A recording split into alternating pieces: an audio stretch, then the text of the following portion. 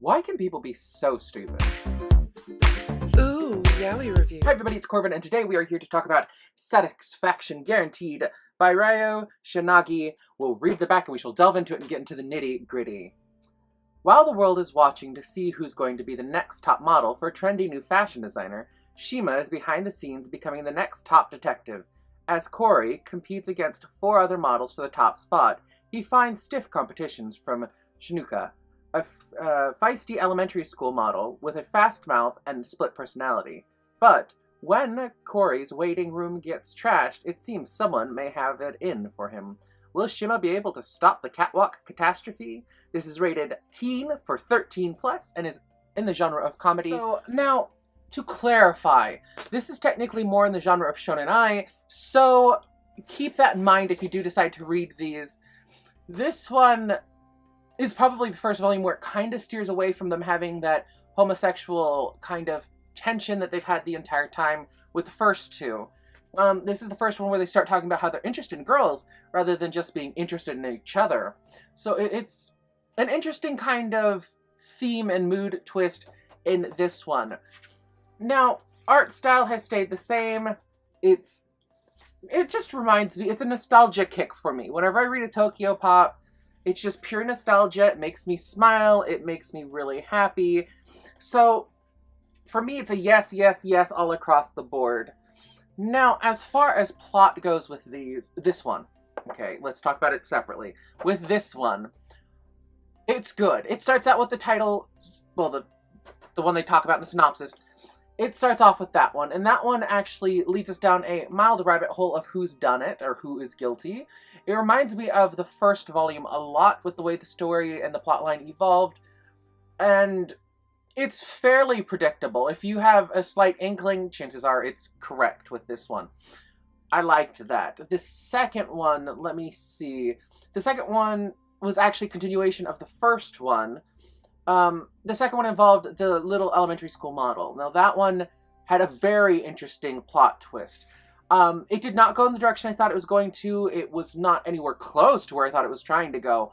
So that is something to bear in mind with this one. It was very good, actually. I really liked that one. I think that one could have used more exposition and a lot more, like, dragging out, but it didn't need it, really. I just wanted that one to be longer and for us to get more story behind it. So it was really good.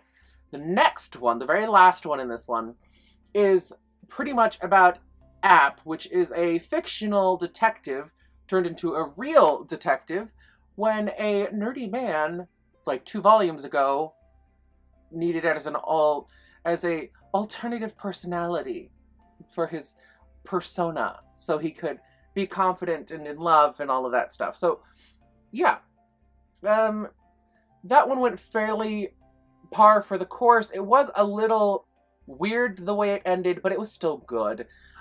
This was not my favorite volume so far out of all of them. I'm still a bigger fan of 1 and 2. 3 just is, I mean, it's easy as just, it's middle ground. This one's definitely a 2.5 out of 5, maybe a 2, because everything was very predictable, and I don't like the emotional shift they did in this one. And it was odd. It was just very awkward and it felt really clunky when they brought in a female romance interest that at the end was like, bye, Felicia. I mean, just no interest in her whatsoever. It was really weird when they were lovey-dovey kind of in the middle part of the story and yes, I will date you kind of stuff. And then at the end, just, I don't remember romances working that way when I was a teenager, so maybe it's a cultural difference. I doubt that, but it is what it is. As far as having to pick this one up, I mean, it does remind me of Case Closed and mildly like Lupin the Third. Mildly. It's not as action-packed or interesting as Lupin is, but it's still good. It is still part of the series, so if you're a completionist, I would pick it up. As far as it goes, I don't know if I'm going to be picking up the last 2 volumes of this. We'll see what happens in volume 4.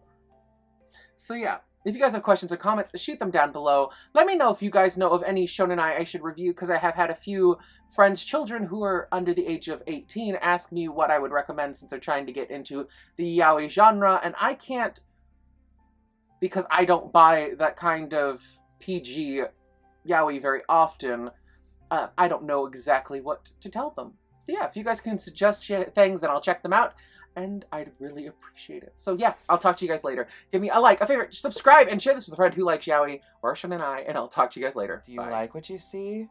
Then... Subscribe!